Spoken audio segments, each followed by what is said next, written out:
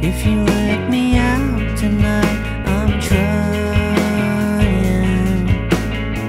It's me, Willy Boy. In today's video, I'm going to be writing a song inspired by the band The Smashing Pumpkins and their song Drown. Travel very far to see if I'll come around. Going on down. All of those yesterdays.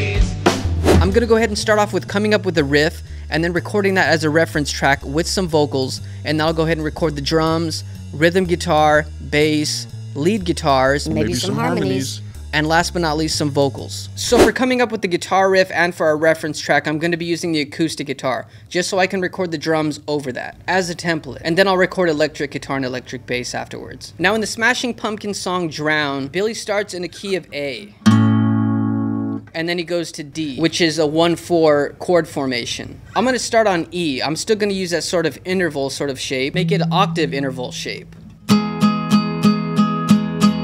Okay, so we're still going to use the 1-4 chord formation. And the 1-4 would be E major to A. Yeah, that sounds a little off. Must be the intonation. Okay, so E major. But I'm going to use the A major 7th chord though. I'm just going to be playing it sort of open. Only 2 fingers on 2 notes. I'm going to add a little bit more, so we can go, and I want to add a 5 in there, which would be a B major interval, and maybe a C sharp minor, and then back to A major 7. So it'll sound like this. Same sort of tempo too as Drown. It's going to sound like this.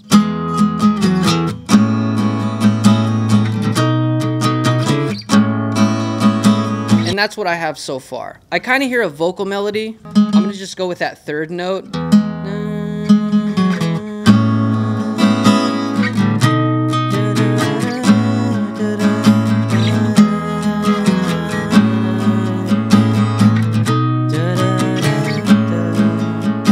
I've gotten questions before of some of you guys asking me how I come up with my vocal melodies. To be honest, it's hard to explain. I just sort of play some chords here and there, and then I hear the notes in my head just kind of floating around, and I'll just grab whichever I want. But a good advantage and a good practice to kind of learn something like that is to just play chords, and within those notes, go ahead and move up and down the scale and just like hum, and you'll sort of find things. So the 3rd for an E major would be an A flat, right?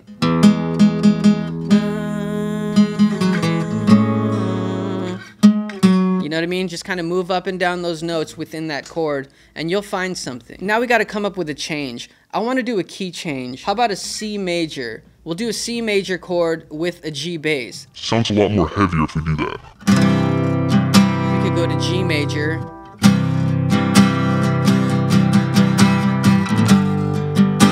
And then A major.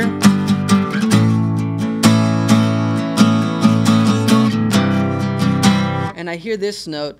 Na, na, na. I guess it's like a 7th note, right?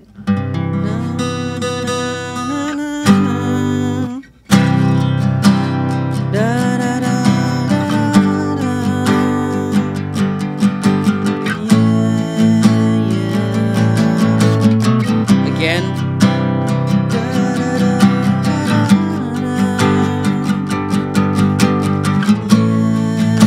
And now we can go back.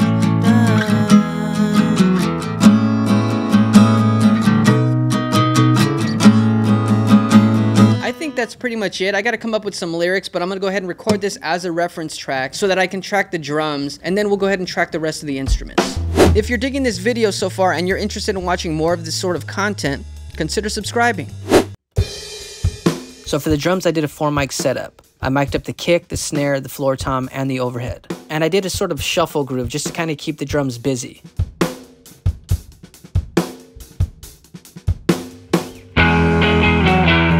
For the rhythm guitar, I'm using the Dan Electro Nas Plus, and I'm using my Fender Hot Rod Deluxe with the distortion that it comes with.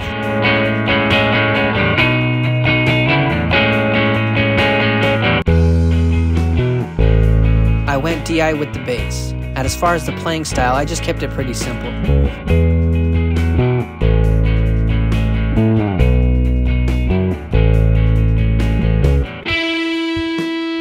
For the lead guitars, I'm using my 1972 Gibson Les Paul, original. I went with this one because the pickups are a lot hotter. I'm also using the Fender Hot Rod Deluxe distortion. Only for the lead, I cranked the drive just a lot more.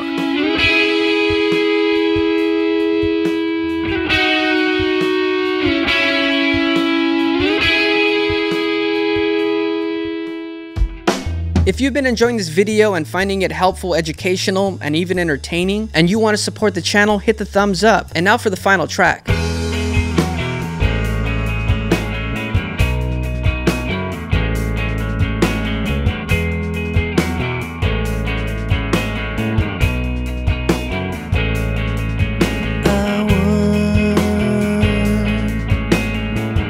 If you let me out tonight, I'm trying to be myself. I would. If you let me out tonight, I'm trying to be myself. Is this all for something?